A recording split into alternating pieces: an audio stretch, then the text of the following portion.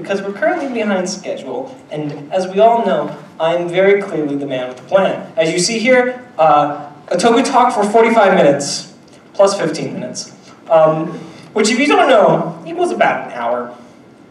So, this is going to be a fun little journey that I have started before, and I will continue to start. And where else to start but asking the question, what is Tokusatsu? What's a Tokusatsu? Do you know? I sure as hell don't. It's going to be a real pain when I turn this slide and I actually lie to you all. Tokusatsu is a term in Japanese, which is for live-action film or television that uses a heavy amount of special effects. Which means, this is a Tokusatsu, and this is a Tokusatsu, and this is a Tokusatsu. But we're not here for any of those. No, instead we're here for things like this one, and this one, and Super Sentai, and Ultraman, and I think this one's Zarbagor? Yeah, Zarbagor! And also, you know, Garo. And then finally, last but not least, all of these fuckers. Every last one of these fuckers is a Tokusatsu. I'm not going to be covering all of them. I can go over them though. That's Zubat, that's Gamera, yeah, that's Gamera. That's King Ghidorah, Mothra, Gekaider, and that was the first Tokusatsu I could actually find a reference to. I can't remember his name. His name's like Big Man. Tokusatsu is also not exclusively to Japan. Tokusatsu is a general term and it goes all over the place. So here are a few examples of Tokusatsu outside of Japan. Bima, we'll get back to him. This is fucking, I believe it's called Rescue Force. It's from China. I don't know too much about it because I can't find a torrent of it. And then finally, this is some other Tokusatsu. It's from South Korea. So, the origins of Tokusatsu. That's what this slide is called. Tokusatsu start. Fuck, I should have called it the origins of Tokusatsu. That would be cooler. That is extremely quiet.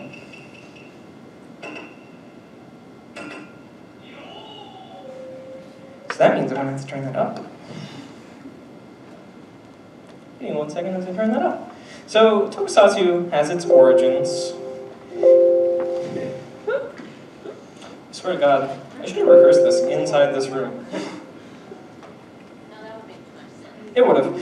Tokusatsu's origin starts out in Kabuki theater, because Kabuki theater is known for having outlandish fight scenes, along with having lots of special effects, from trapdoors to passageways in the middle of the middle of the audience that can run up and down, because that's what they did, and it's super cool, and I love it, and it's so cool. Revolving platforms and the like. I hit the wrong way. On top of this, the iconic Tokusatsu posing originally started in Kabuki with the phrase Maiwo Kyuri, which means to strike a pose. However, I do have to make an addendum to this with this next slide. Why did I name this slide Origins of Tokusatsu? What the fuck, me? Okay, adding additional content. For those of you who saw the Tokusatsu slide last year, you don't recognize this slide. In the last year, I found out that Tokusatsu, where heroes or even a villain will introduce themselves and then have this long-winded speech, and you're always like, why don't they just beat them up when they're introducing themselves? Other than that's extremely rude and you're an asshole if you do that. If I'm introducing myself to you, I don't care if you're a villain, don't beat the shit out of me. I'm trying to do a cool thing. But the samurai would do this in Japan during like the feudal era because generally you would have to know who you killed to get like a big reward. So they would announce who they are to each other, which is a really neat thing. And so I'm going to do the closest thing I can to show an actual historical depiction of this. This one's actually really accurate.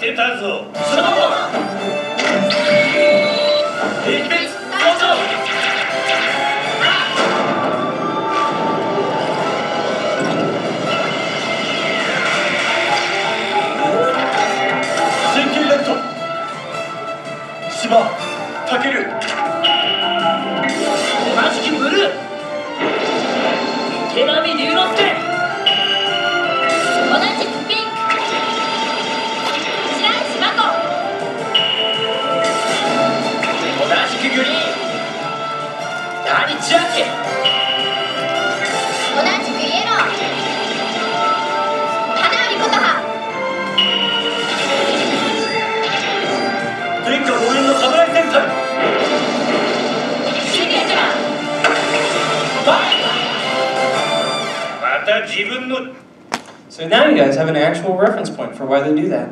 So Mr. Sean, you said that was a year ago, but actually it was like 6 months ago. I don't give a shit. Anyways, next slide. No. I love when I have technical difficulties that I have to skip the cool transition. But you guys aren't here for that nerd shit, no. You're here for something cooler. Something a little bit more like this. Godzilla. The pinpoint moment Tokusatsu was really birthed as a genre. It started in 1954 and was, again, the birth of the genre. It was created by 3 men. Tomoyuki Tanaka, Ishiro Honda, and Eiji Tsuburaya. Remember his name, he's important. Honda taking directional helm over the film. However, the driving force behind it was Tsuburaya. That's not why he's important. We'll get to it. You might be wondering, so what the fuck about Godzilla? It's not that big. Godzilla's giant. It's like 50 feet tall. What are you on about? It is considered the origin of modern Tokusatsu. It's Tsuburaya's first work, and it's a massive fucking success. Like, I kid you not. It's a Godzilla-sized success on Japan and film as a whole. Because of Godzilla, after Godzilla, there were 27 kaiju films released between 1954 and 1966. 6 of them were Godzilla. There were 16 kaiju films released between 1966 and 1971, 5 of which were Godzilla, which, that's a lot of kaiju films. I hate to say it, I'm not watching that many kaiju films, especially when a lot of them are kind of the same. But this also birthed a hero that grows in size and is talked about all the fucking time, even on the goddamn Simpsons. I love it, man. The birth of Ultraman. There we go! I did a cool slide transition there. Ultraman, 1966. Ultraman was a science fiction show about an alien coming down to Earth to defend it. Made by Tsuburaya, it was his second show in the Ultra series. However, this is the main focus of Ultra, and the most important one. This was the big show with many science fiction premises and all that science-fi crap. Camp. That's what it says. Like, a lot of the old, like, sci-fi camp you're thinking in your mind, it all fucking started with this show. Like, every last bit of it. You might be wondering, why the fuck does this show exist in the first place? Tsuburaya was spending a lot of money making miniature sets for, like, Godzilla. So he created Ultraman to just start reusing suits and reusing sets, so then it would be cheaper to make. Which is really funny because later on in life he made a show called Ultra Fight, which is just reusing suits and reusing sets to save money, which is fascinating. But a lot of the Ultra monsters were just reused Godzilla suits, and other Ultraman monsters were just reused they were just reused Ultraman monsters that were already reused fucking Godzilla suits, all just to save a few bucks. But everyone fucking loved it. It's also why Ultraman's a human and not like a kaiju, which I think is really interesting.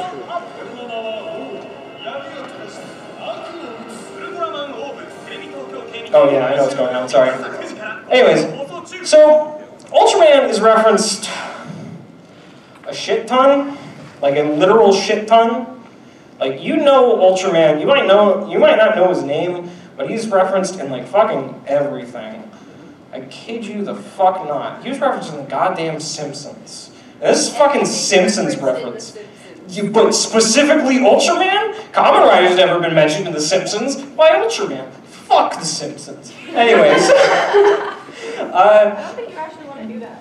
Ultraman was obviously referenced in The Simpsons. Pat Labor, that's Lucky Star, right? That's the blue-haired girl?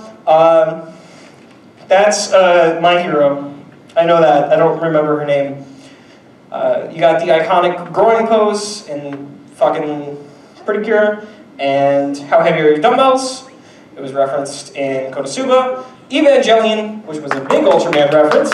If you don't know, Hideaki Anno made the hit film Shin Ultraman, also made Evangelion. You got Jet Jaguar, who's a reference to Ultraman. Way Big from Ben 10, also an Ultraman reference. Elemental Hero Neos, the same fucking deal. They keep referencing fucking this guy, Ultraman. It's like he's important or something. It's not like he's one of the biggest Japanese heroes. Literally. I'm gonna kick your ass after that one. That was a good joke. Ultraman and subsequent sequels, Ultra 7s, Ultra Fight, alongside The Return of Ultraman, were all fucking popular as shit. With many people trying to emulate its success, and kind of feeling a lot of them are kind of unknown nowadays. It was a cultural landmark, but it wouldn't be the last important landmark that was made in the Tokusatsu hero genre for the small screen. A hero transforms. Will it just start automatically? I'm gonna kill you! It's supposed to do the fun thing, but no! You have to ruin my fun. I hate it here. Fuck it. You know what? I'm doing this live. God damn it. There were not this many technical difficulties. Do you just want to reenact it for us? No, I can just pull up the fucking, I can pull up the exact video too. Hold on, maybe I can't. No, it's on YouTube.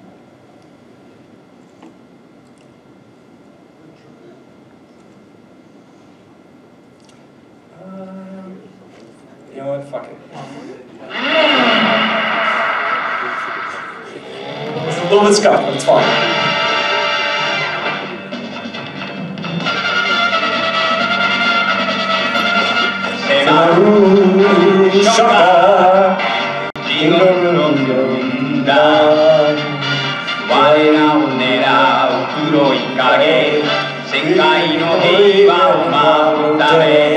Go, go, let's go.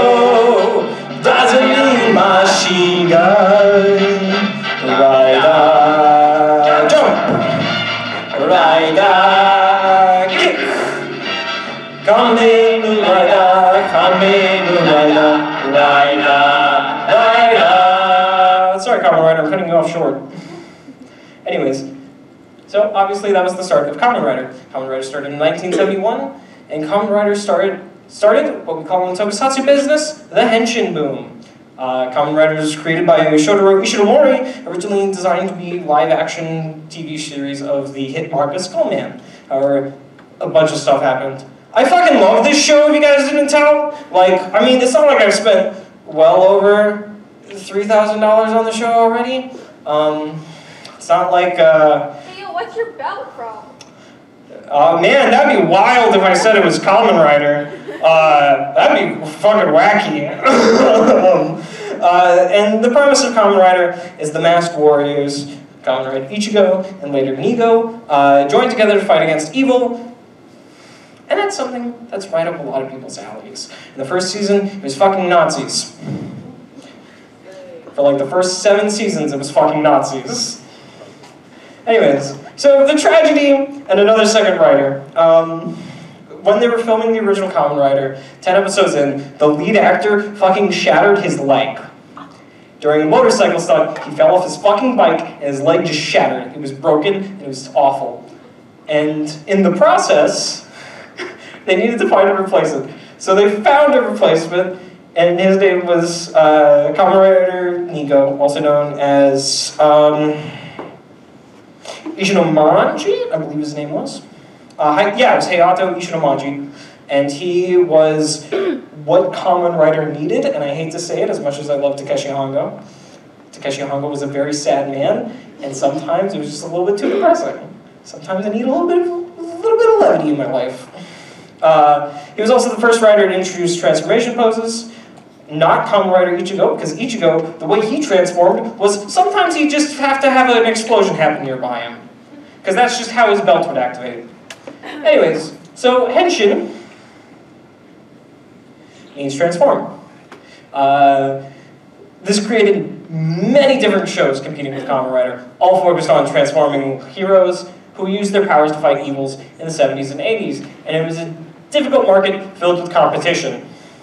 And I mean a fucking lot of competition. A fucking lot of competition. A shit ton of competition. So much fucking competition. It doesn't stop. Oh, hey, Spider-Man. come on, stop this! Where are you people? However, I did mention one. There was one group of heroes who might seem a little bit more familiar to you guys. They're, I don't know, they're also important, I guess. You know, multicolors and shit. Hitsui Sentai Go Ranger, from the line who brought you Kamen Rider, and among the seas of other Henshin heroes, Hitsui Sentai Go Ranger hit the scene, and it featured 5 protagonists. And they stand above the fucking rest of the sea of nothings. Which is a little bit mean for me to say, but I don't give a shit. No one's sitting here watching Zubat. Don't get me started on Zubat. Released in 1975, Go Ranger started as a cast of 5 heroes from the color assigned red, yellow, green, blue, pink to defeat the Black Cross Army. They were Nazis. The show made a massive impact on the scene, making more series considering adding more characters, which led to a lot more problems. Trust me, it made a lot of shows blend together. But however, Hitsui Sentai is kind of weird, because we all know what Super Sentai is. I've talked about it a shit ton. If you don't know, Super Sentai is a long-running franchise that involves a shit ton of different colored heroes banging together. And this was the technical start, but then there was this weird time period between the 5th and the 10th. And then after the 10th, they went, no, I don't think Hitsui Sentai Go Ranger's the start anymore. Like, Sun Vulcan, the 5th one, they were like, yeah, no, Hitsui Sentai's the first one. And then Flashman, they were still like, yeah, no, Hitsui Sentai Go Ranger's still the first one. And then Turbo Ranger happens, and then they were like, fuck it, Battle Fever J is the first one. That's not Battle Fever J, that's Battle Fever J. Everyone point and laugh at the suits, they're fucking ugly. We love Miss America! This was due to an argument dispute over Super Sentai by Ishinomori Productions. Because he didn't want them to be involved with them because he didn't have any involvement after Jackyu. So it was like, well, I don't want my show to be associated with this. And I don't blame him. However, 5 years after this dispute arose, Ishinomori got diagnosed with lymphoma, and he was put in the hospital. And so during his, like, those last years of his life when he was in the hospital, he went, all right, I want my legacy to continue even after I'm dead. Toei Studios, here's fucking Sentai back. And they were like, cool, it's your Sentai Go Ranger, for Sentai again. Anyways, so Mecha and Sentais, we all know the big robots in Power Rangers. And we all, well, we'll get to Sentai being Power Rangers in a few slides here. But, you know, we all know it, but the mechas didn't start until Battle Fever J. However, there was one very important show between those 2 times. The Emissary of Hell! Spider-Man. In 1978, Toei and Marvel teamed up to make a Spider-Man show. Which is fucking wild, by the way. I love this show. Like, I actually sat down to watch some of it. It was fucking great. Spider-Man is tasked with defeating the Iron Cross Army, also Nazis. It's a common theme, guys. Like, Nazis are everywhere. This Spider-Man's not Peter Parker. Instead, his name is Tayaku Yamashiro. However, he's still a really good Spider-Man. One of my favorites. Is that a hot take? I don't know. I don't know anything about Spider-Man.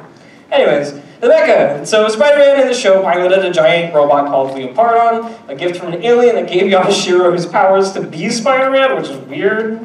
Like, it's not like a radioactive spider came down and bit him. That would just be silly. This mecha is used to combat larger threats. Never start a battle with it because you're never supposed to escalate a fight, which is just good television. So if it's not broke, don't fix it. However, as mentioned before, this mecha was eventually adopted by Sentai after the show ended, mostly because Toei was working on a Captain America show before Marvel pulled out of their contract. So they're like, well, we have a bunch of fucking country-based heroes, and we got a big robot.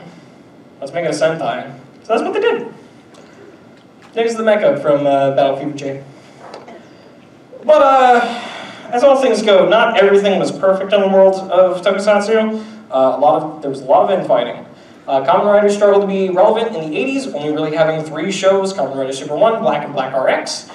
During the end of the Showa era, Kamen Rider took a back seat to all the other competing shows at the time. it was still very important, but it gets weird. The series unfortunately took a hiatus during the 90s and did not make another proper appearance for 10 years. Sentai would have had the same fate if not for... What the fuck? I think it's Why supposed to say it's Morbid time. Yeah. No. Why are all my I think that's audio a files typo. just Cancel this straight and watch not movies working on today? Netflix. No.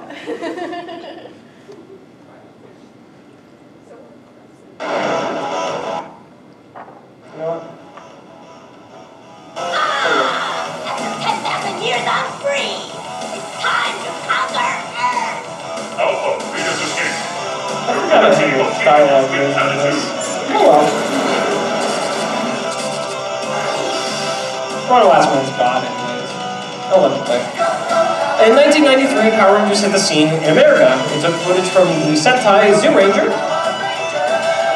In a way, it reinvented a lot of things with it. Keeping Sentai alive during the 90s, it helped Sentai stay relevant, and saying this show was a hit is a fucking understatement. Like, you're still feeling the effects of Power Rangers today in everyday fucking life. There's a reason it's a phenomenon. There's a reason the phrase, it's more phenomenal, is so apt for the time. However, how much Sentai is Power Rangers? The original Power Rangers, some people, I did not change that name. I don't know who that is. Yeah, someone named Jameson, I don't know who that would be, thinks that Power Rangers just adapted Sentai straight. However, that couldn't be more further from the truth. Mighty Morphin Power Rangers only really took, not only took from 3 Sentais, but it crafted and molded its own unique stories throughout those 3 seasons. Zoo Rangers had ancient people who were transported to a modern era. Power Rangers had fucking high schoolers. Like, they were very different shows. This was Die Ranger, this was the 2nd season that Power Rangers took from, and then finally Kaku Ranger. They only really used the White Ranger for the 2nd season when they took from Die Ranger. They also used the mechs from Die Ranger, but they also used the mechs from Kaku Ranger. And this slide is just me fucking shitting on Tommy Oliver. I fucking hate this prick. Like, oh shoot, genuinely, I fucking hate this guy. This guy's in fucking everything. I went to the store the other day and fucking Tommy Oliver was there. I was buying fucking beans. You ever buy beans and you see the man you hate? You see the man that just his face is plastered everywhere? And you have to go, I know he's fair. I know why he's popular, but I fucking hate him. Why is he in fucking so many seasons of Power Rangers? He was in Mighty Morphin, season 1, 2, 3. He was in Zeo. He was in Turbo. He was in Space. He was in Wild Force. Sorry, I had to remember the name of it. He was in Dino Thunder. I liked him in Dino Thunder. That was the only time I liked him. And I liked him, and then he showed up again in Ninja Steel, and also Super Mega Force. But no, he did not show up in Samurai. You're lying. No, he did not. It's not in the special. I know what I'm talking about. You're just making up bullshit. I know what I'm talking about. Fucking, this guy, like, he shows up all the time, and the fucking comics did this weird thing where they had this idea where there's like, what if Tommy Oliver was a bad guy? Yeah, what if I shit down your throat? I don't give a shit. Quit giving this guy the fucking reach around in a lifetime. Stop it. I'm tired of him. I don't care. Put your hand down. He's so fucking boring. Like, again, I've said it before, but he has this weird savior complex where he's like, oh, look at Tommy Oliver. He's gonna save everybody. He's fucking I hate him. Wait, but isn't Tommy Oliver the coolest because he's every Ranger? He's not ever. I'm gonna kill you. You want to know how I really feel? I think Tommy Oliver, he did a lot for the franchise. I think he's a really interesting person. He made some weird fucking TikToks. But, you know, he's still shit. Anyways, look at Johnny Youngbosh! I love this guy. Look at Johnny Youngbosh. He makes me so happy. Oh, I almost forgot. Saban tried to do some other shows similar to Power Rangers where they took footage from a different Japanese show, like VR Troopers here took from Metal Heroes, and Big Bad Beetleborgs also took from Metal Heroes, and this weird show called Masked Rider. That's a weird show. I wonder what that's about. I wonder what footage they took from. It's not obvious it was Kamen Rider, because that's what Kamen means. Anyways, Metallic Heroes! Finally! I get to fucking talk about this show. I'm gonna be honest with you, I don't know why I want to talk about this show. The show sucks. Metal Heroes. Something that's new yet old, which is a joke that I think only I care about. Because I made this joke when I was writing this yesterday at 3 a.m. in the morning. Toei during the 80s and 90s had a different flagship series other than Kamen Rider. That was Metal Heroes. During that time, Metal Heroes started off with Space Sheriff Gavin, then shifted between many different shows, like Sekai Ninja Senjiren, or Metal Eider, or Winspector, or Bee-Fighter. Metal Heroes is a wide fucking net, and I don't know how any of them are connected. Or do I? I lied to you! That's what this next slide's about! I'm gonna keep it real with you though, there's barely any connection between these seasons. Like, a lot of them are like, oh, they're android people, or oh, they're whatever. And like, sometimes it's a 3-member act, or sometimes it's a solo act, like there, or sometimes they'll just team up with other seasons, like here. But there's nothing that really defines what a Metal Hero season is. Other than like they're cops half the time. A lot of them are cops. ACAB. Anyways, so, you know, this show crossed over with Sentai a lot recently, to the point where, why are you doing that? Oh, I know what you're doing, never mind. Yes, so, it's weird because Space Gavin is slowly starting to be adapted and just being its own Sentai season. It's just a part of the Sentai lore now, and I don't know why. It started fucking back in the Gokaiger versus Space Sheriff movie, which made sense. It was to celebrate the 30th anniversary of Space Sheriff Gavin. Yay! Who gives a shit? But then, like, they kept having crossovers with it. Like, they had one with Deca Ranger for some reason. Like, why was they in Deca Ranger? I don't fucking know. And then they were fucking in Ninja. Not Ninja Steel, I almost said Ninja Steel.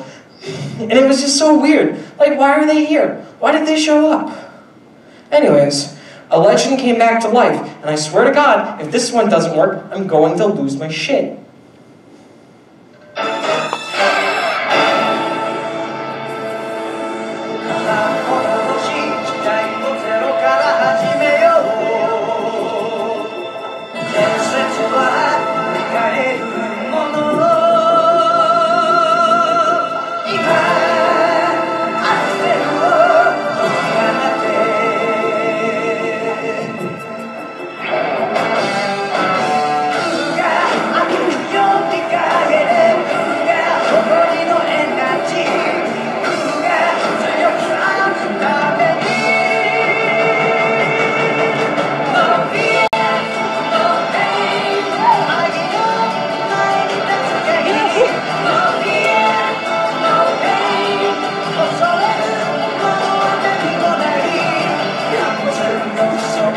You want to touch his tits? I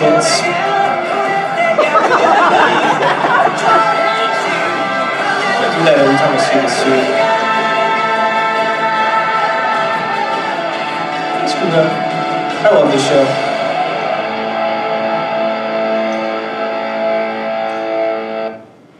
So am I a little bit Kamen Rider biased? I think that says based. Is Kamen Rider a base? It is. See? Even the slide agrees with me. Anyways, Kamen Rider Kuga 2000. Kamen Rider Kuga was a revival in the 2000s. It was the start of the Heisei era for Kamen Rider. We'll get to it. The show was more of a J-drama than anything else, which is weird because it's still marketed towards kids, but it like touched on some seriously dark topics, such as what it means to be a fucking weapon. And what like the true meaning of destruction is, and how at the end of the day one should look into oneself about seeing if they're actually a force of destruction or if they can actually be used for some good. It's weird. This trend continued throughout the entire beginning of the Heisei era until 2009. So Heisei starts in 2000, even though it doesn't. Heisei technically actually starts in 1989. However, Kamen Rider took a 10-year hiatus during that period, and they just consider the 90s the lost decade, which is an actual Japanese term because that was when the Japanese recession happened. It was really bad, and everyone was upset. But, you know, Kamen Rider wasn't there, so especially the lost decade.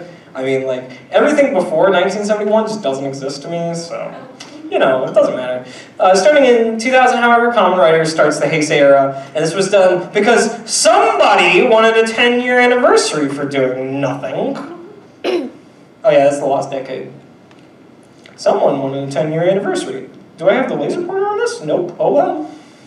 Anyways, so let's talk about the Odagiri effect, because this is an important topic. So the Odagiri effect, if you don't know, is when the demographic of your show is directly impacted by an audience that you weren't intending for it to be. So in this case, Kamen Rider was impacted by a lot of mothers in Japan tuning in to watch Kamen Rider because they thought the main protagonist was hot. Are they wrong? No. That's why I watched Kiva. So because of the main character's name, Joe Odagiri, or the actor, they created this entire term, and this term doesn't technically start here. Like, this isn't the first time the Odagiri effect happened, but it is the one time they actually documented it. And it happens a shit ton in anime. Please do the thing. There we go. There's some examples. You got Prince of Tennis, you got Free, you got fucking this one. It's about countries, I think. Italia! Come on! Thank you. I didn't know it was called Titalia. I wasn't on Tumblr. I was about to say I had loving parents. That was mean. I'm sorry. Damn Italy! I apologize. But it happens a lot in anime, and we have this term for it, thankfully. Anyways, Kamen Rider moving forward. So Kamen Rider took a much serious focus until about the 2010s, where it became more lighthearted, and it told more jokes. It was a lot more fun and not depressing to be around. I'm looking at you, Kamen Rider Fies. You're really depressing. But this might have also been because of a little bit of a competition show called The Knight Who Battles Horrors. That's a description of the show, not the show itself. And I was too lazy to make this slide where I actually talk about stuff originally, so we're just going to watch a fight scene. You really are getting the epitome of a lecture right now. The teacher just puts on stuff. さきやがって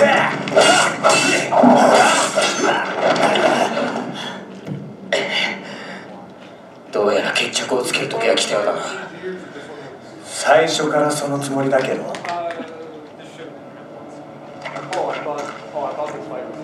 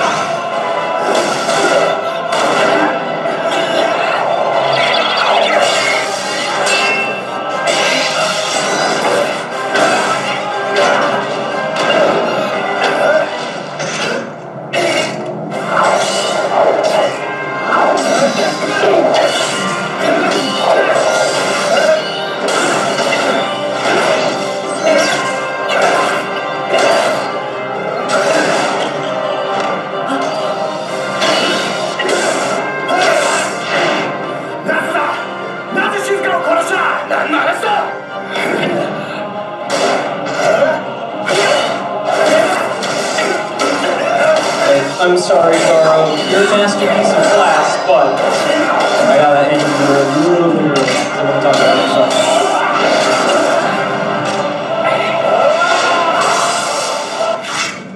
Sakya? Oh, goodness. I hate it. I hate when I do this, because I'm such a fool.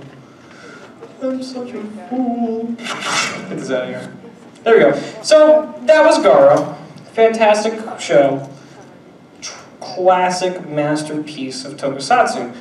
This was the hit series Garo, as I said before. It was spun off in many different places. You might know it as an anime, though. It had an anime that was really popular. Well, not as popular as the actual Tokusatsu series, but it was still the anime, and that's how a lot of people know what it is. So, what's Garo about? Garo is about this guy named Garo, or at least that's what he becomes and is called, a knight defending the world against demonic monsters. However, on his quest, he meets this girl who's stained with the blood of one of these demonic creatures called horrors, and she gets tainted by that. And instead of doing his job and what he's told by just fucking killing her, because that's what you're supposed to do, he's like, no, I'm gonna try and purify this girl. And now he's on a time limit. He's got 100 days. And if he doesn't reach that time limit, she's gonna die an even more excruciating and painful death. So, a little bit of fun, a little bit silly, goofy, you know. It was simplistic, but it was good. Again, it's a masterclass. There's a lot of actual, really tense drama in there that I just glanced over. I had like an hour to write this section because I was like, oh shit, I have to actually add 15 minutes to this PowerPoint presentation. So now we're gonna take a step somewhere else. Yep, time to show somewhere else. To Bima! Bima is a Tokusatsu show from Indonesia. I promised I'd talk about a show from a different country. Bima was from Indonesia. It was made in part by Ishinomori Productions. You might know that name. Hey, where do we know Ishinomori from? I'm not going all the way back to the cover. I just like for you guys to remember. He's dead though, but he made a company called Ishinomori Productions. But it was filmed in Indonesia, and the entire plot is a guy named Raid is tasked with defending the Earth from invaders that want to drain the Earth of all of its natural resources. In the process, he meets a mysterious figure who gives him the stone to let him transform into Bima. And in the process, he defends the world from these evil forces. It's a simplistic plot, and it uses a lot of practical effects because they didn't have as much of a budget. Which is sad and upsetting, but I'm also really glad because we get some high quality footage that's just actual fight scenes and not overloaded with CGI. But it's good. I love the show. So things may have been gone a bit quickly. So I don't know where I'm at in time. 17 minutes. 17 minutes? Okay. So for the next couple of minutes, I'm going to talk about some recommendations. Because there's a lot of shows I fucking love that I want to talk about. So, also, I'm going to talk about how to watch them. However, with how to watch them, I need you to turn off the camera because I'm not legally allowed to say those online. We're not going to start with that. I'm going to tell you when I need to turn it off, though. So, let's start things off with... Curious about Sentai? Here's some Sentai recommendations. We got Shojin Sentai Jetman, Bakuri Sentai Other Ranger. Then we got Tokuso Sentai Deca Ranger. Samurai Sentai Shinkenger. Did I just skip Shinkenger in the slides? That's cool. But anyways, this is Uchu Sentai Q Ranger, which you may know because I do that fucking dance all the goddamn time. Anyways, Kaito Sentai Luber Ranger versus Ketsu Sentai Pato Ranger. Yeah, that was a cool ass fucking slide thing I worked on for like too long. Don't ask how long it took. And then finally, the last one on the list, Zen Kaiju, which is an excellent season and is one of my favorites. It's really good. It came out last year. Is it fruity? A little bit.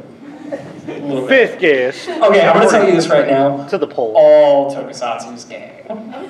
There's a whole Twitter page dedicated to it. There is. Anyways, Kamen Rider. I'm going to talk about some Kamen Rider. Kamen Rider Riki. Really good. It's literally Kamen Rider Fortnite before Kamen Rider Fortnite. Kamen Rider Fies. Look at this cool ass poster. This is specifically from the movie Paradise Lost, which is apparently actually a biblical reference. I didn't realize that when I first saw the movie. It's really funny. Like, the guy who made this series fucking went nutso. This series is really depressing. One of my favorites. Kamen Rider Den-O, a train that transcends space and time, one of the most popular in Japan for a very good reason. It's really good.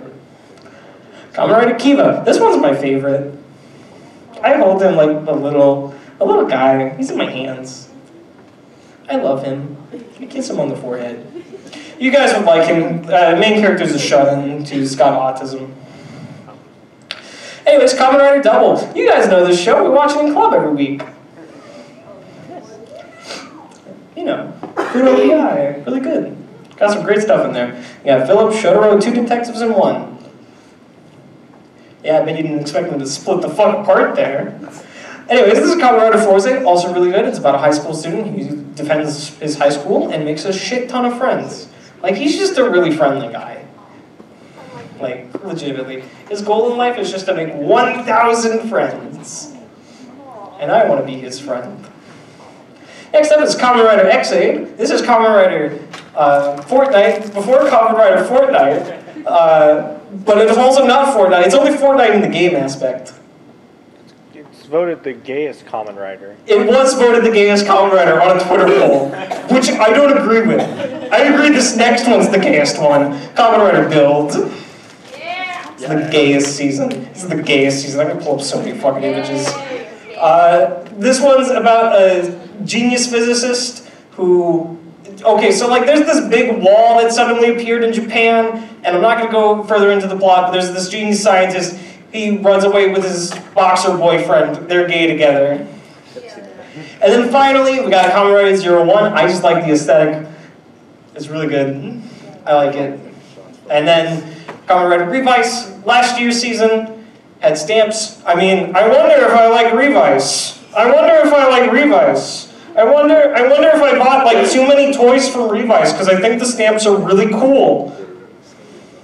It's like I have a lot of them. Anyways, and then finally, last but not least, actual Kamen Rider Fortnite. Woo! Kamen Rider Geats! Woo! Current season! I love it. It's my favorite. Only 2 episodes. He hasn't even seen them. Okay, and so here's some other tokusatsus I can talk about real quick. You got any Godzilla movie, any one of them is good. Pick any of them, just watch it. You'll be like, that was a good movie. And you'll be like, yeah, no shit. Anyways, next up, Garo 2005. I already talked about Garo, fantastic show.